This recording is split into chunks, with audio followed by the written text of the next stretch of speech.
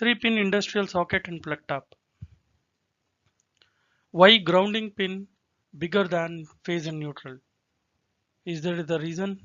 Yes. Resistance R of any given conductor is rho L by A, where rho is resistivity of a material, L length of the conductor or wire, A is a cross-sectional area. That means resistance is inversely proportional to area. If area increases, resistance will decrease. To create a low resistance path so that leakage current or grounding current pass through it without harming electrical equipment or human beings, grounding pins are bigger than phase and neutral.